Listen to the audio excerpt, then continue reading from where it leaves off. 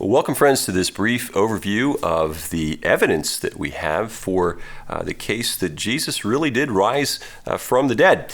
And as part of this, we're providing some links also to a couple other sources, one to an article, also to a couple of shorter YouTube presentations, and then a couple of longer YouTube actual debates between really smart Christians and really smart non-believers on this, for those of you who want to go a little deeper with this. Now, I know that for some people, they think it really doesn't matter whether or not Jesus rose from the dead. Came across a piece by Matt Stone, who is the creator of South Park, a cartoon that often satirizes people of religious faith. And he was asked, because he does that, he said, well, what do you really believe about God? And he said this, he said, well, if it makes you happy, does it really matter if it's true? And I think that's what a lot of people probably think. But think about that for a minute. It would make me happy if I had cancer to believe that I was in remission from cancer. It would make me happy to believe that I have $1 million in the bank. Then my college kids wouldn't have to take out loans. I could buy that new Toyota Tacoma truck. I could get the large Blizzard at Dairy Queen, not just the mini one. But unless these things are actually true, the happiness we have from believing them is very short-lived, and then the subsequent unhappiness is all the greater because we've set ourselves up to put our hopes on something that turns out to be a lie.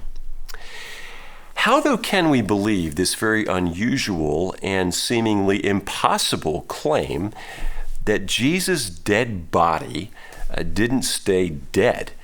That was just a central issue for me when I was coming to faith. When I at first thought this claim was ridiculous, and since I've come to see that, wow, it really makes the best sense of the evidence, and it's been instrumental to me being a follower of Christ today. Well, let's walk through some of the evidence for this. First of all, we need to note that the Bible has a whole lot of different literary genres. There's poetry, there's fictional stories, there are parables. But whenever the gospel writers and the epistle writers of Scripture are writing about referring to Jesus' resurrection, it's very clear that they at least think they're talking about real nonfiction event here. But how do we know they weren't simply wrong? Or worse, that they weren't being deceptive, trying to make people believe something that wasn't true? What are the facts behind their claim that Jesus was really raised from the dead? Well, Professor William Lane Craig, who actually Jim and Diane Dixon know from their college days just a couple of years ago, he introduces the case this way. He says, it's crucial that we be able to present objective evidence to support our beliefs. Otherwise, our claims hold up no more than assertions of anyone claiming to have had some private experience of God. Fortunately, Christianity, as a religion rooted in history, makes claims that can, in important measure, be investigated historically. Suppose then we approach the New Testament writings not as inspired scripture, but merely as a collection of Greek documents coming down to us from out of the first century. Then I'm not talking about evangelical or conservative scholars only, but about the broad spectrum of New Testament critics who teach at secular universities and seminaries. Amazing as it may seem, some of them, or most of them, have come to regard the historical basic facts which support the resurrection of Jesus. And he takes us through the four main facts that all of these scholars seem to agree upon. The first one is that after Jesus was crucified, he was put into a tomb belonging to a man named Joseph.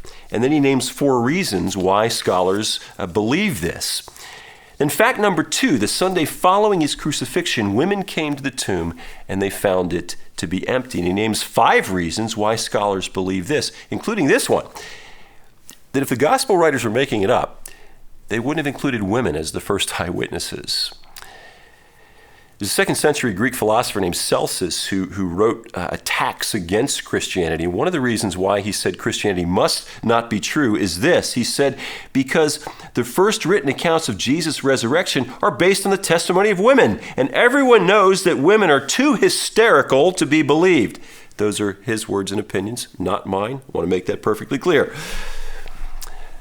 But what Celsus reflects there is the way that many in the ancient world regarded the credibility of a woman's testimony. So you see, it's very inconvenient for Mark and for the other gospel writers to have had women being the first witnesses to Jesus' empty tomb. And there's also the Jewish allegation that Matthew tells us about. The disciples stole the body. At least that tells us that the body wasn't there. Well, fact number 3, the reports of the resurrection appearances. And Professor Craig names 3 reasons why these are credible. Among them, that there are multiple independent attestations to these that take place in different settings, different people, different groups of people. If you read Mark's gospel, you'll see that he actually gives specific names of people who were there. Actually, he does that twice. He does it both at the crucifixion and also at Jesus' burial. It's like he's naming the sources, saying to people, look, these are the witnesses. Here are their names. Ask them about this if you want to. The Apostle Paul does pretty much the same thing in 1 Corinthians 15 when he refers to this occasion where 500 people saw Jesus at once. And then he adds the comment, he says, most of whom are still alive. In other words, you can go and ask them about this if you like. Then fact number 4, the most obvious one, that Jesus' original disciples believed that he was raised from the dead, despite their very strong predisposition to not believe this. And in saying that, we're not assuming the conclusion that Jesus was in fact raised, only at this point saying his disciples really did believe this. So 4 facts that most scholars, religious and secular, who investigate this stuff seem to agree upon. The question then becomes, okay, what is the best explanation of these facts? And here Professor Craig points out something very interesting. He says that there are many historians who come to the place where they accept these as facts, but then they're agnostic about the explanation. They basically throw up their hands and say, well, I don't know, it's a mystery. That's not so much true today, but in generations past, some people gave credence to a few other naturalistic theories to explain these facts. One of them was that Jesus didn't, in fact, die on the cross, but that he was only badly wounded, and after everyone else went away, he somehow got off the cross, went home, cleaned up his wounds, and then presented himself alive to his disciples. Another is that the folks who said they saw him alive, that they were delusional. But these and the other theories like these have been soundly debunked and really aren't taken seriously by scholars anymore. One very interesting one that Professor Craig refers to in that article that I'd never heard of before reading it was developed by a professor from University of California, Irvine as his PhD thesis. He argues that Jesus had an unknown identical twin brother who was separated from Jesus at birth, and he grew up independently. Then, sometime in his 30s, he came into Jerusalem at Passover at the same time that Jesus was being crucified. And he watched all this, then he stole Jesus' body out of the tomb, then presented himself to his disciples who mistakenly believed that it was Jesus. Wow, that's a lot to believe. I bet you with that professor, if you told him that, the dog stole your homework and fed it to the grizzly bear, he'd probably believe you. Someone put it like this. They said the evidence for Jesus' resurrection is such that when you seriously look into it, you have to work really hard not to believe it. I think most people who don't believe it, though, they're not looking seriously, thinking seriously about that evidence like we're trying to do here. But why do some people who do look seriously at the evidence do that hard work to not believe it? Well, for some, they just won't accept any supernatural solution. You see, if you concede even the possibility that a supernatural God exists, then when you look at the evidence for Jesus' resurrection, it actually makes a lot of sense. But there's some people who just refuse to go there. They're hardened against even the possibility of there being a real God.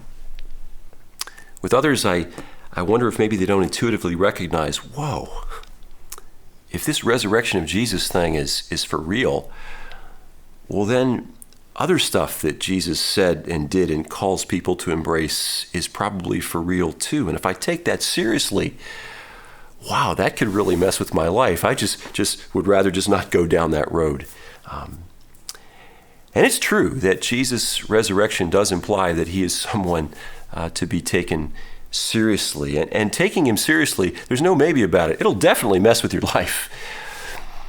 But as I put it, I think in the sermon, it messes with your life in a similar way that falling in love messes with your life. It messes with your life in a good way, because you see, friends, what Jesus is really showing us and calling us to is the kind of life that we've been made for.